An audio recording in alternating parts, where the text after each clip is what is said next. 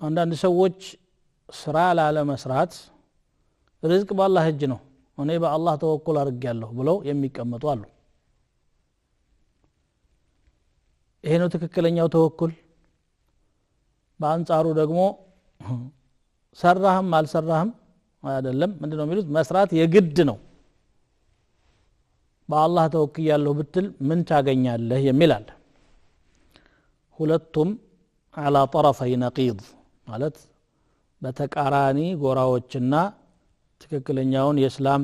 ግንዛቤ ያልተከተሉ ሐሳቦች ናቸው ተወኩል ማለት በአላህ መመካት ማለት የእስልምና አቂዳ ዋነኛ አካል ነው ሙእሚን በማንኛውም እንቅስቃሴው አላህን ነው ዋቢ መከታ አድርጎ መያዝ ያለበት ያ ማለት ግን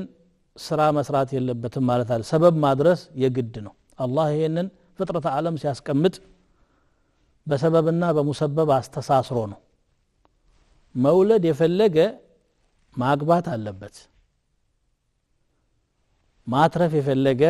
መነገድ አለበት ለምሳሌ ማምረት የፈለገ መዝራት አለበት ሰበቡን ሳያደርስ በአላህ ተወክያለሁ ቢል አይሆንም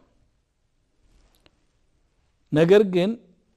መስራት ያለበትን ነገር እየሰራ ውጤቱ በአላህ እጅ ነው ያለው ብሎ ማመን ነው ማለት ነው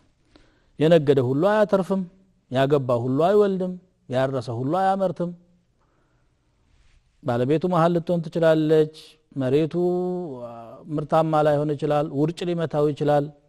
ንፋስ ሊመታው ይችላል የተለያየ ችግር ስለሚያጋጥመው አንድ ሰው የሆነ ሰበብ ሲያደርስ አላህ ለስኬቱ ዋቢዬ ነው ብሎ ማሰብ መቻል አለበት ማለት ነው ነብዩ ሰለላሁ ዐለይሂ ወሰለም በሱነን الترمذي እና በሌላም ኪታቦች በተዘገበው ሐዲሳቸው لو أنكم تتوكلون على الله حق توكله لرزقكم كما يرزق الطير تغدو خماصا وتروح بطانا بالله لا يبتمكو تغبي يهونون ممكات አዕዋፋትን እንደሚረዝቀው ይረዝቃችሁ ነበር አሉ ሲሳይ ይለግሳችሁ ነበር ባዶ ሆዷን ከቤት ትወጣለች ሆዷን መልታ ወደ ቤት ትመለሳለች አሉ ወፍ ብድግ ብላ ተወኩል ማለት ሰበብ አለማድረስ ቢሆን ኖሮ ወፎቹ መሰማራት አያስፈልጋቸውም ነበር ቁጭ ብለው አላህ የሚያመጣው ርዝቅ መጠበቅ ግን ነብዩ ሰለላሁ ዐለይሂ ወሰለም ሰበብን ማድረስ ራሱ ከተወኩል ጋር የሚራመድ መሆኑን ነው እየገለጹ ያሉት ተግዱ ኺማሰን አሉ በማለዳው ባዶ ሆዷ ተሰማራለች በሰማራቱም አልተወችም ግን እዚህ ቦታ ላይ እማነሳው ገንዘብ አለኝ ወይም ደግሞ እዚህ ቦታ ላይ ርዝቅ ተቀምጦልኛል ብላ ያዘጋጀችው የላትም በመንቀሳቀስ ሂደት ረብ العالمين የሚሰጠኝ ነገር አለ ነው ትክክለኛ ተወኩል ማለትም ይሄ ነው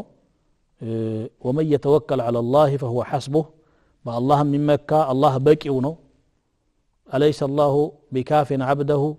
الله لباريው በቂ ጌታ አይደለም ወይ ويخوفونك بالذين من دونه በእነዚያ ከሱ ውጭ ባሉ አካላት ያስፈራሩሃል ومن يضلل الله فما له من هاد الله ያጠመመው መቼስ የሚያቃና የለውም አንተ አላህ በል አላህን ተመካ አላህን ተመክተህ ግን ሰበቡን አድርስ እያደረስክ ውጤቱ በአላህ እጅ እንደሆነ ደግሞ እመን በገንዘብህ አትመካ በእውቀትህ አትመካ በስልጣንህ አትመካ በማንኛውም ነገር በወገን አለኝ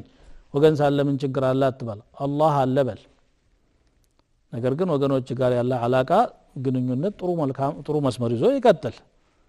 ስራህንም ስራ ገንዘብም ይጠቅማል አዎ ስለዚህ ነገሮችን ለያይተን መመልከት አለብን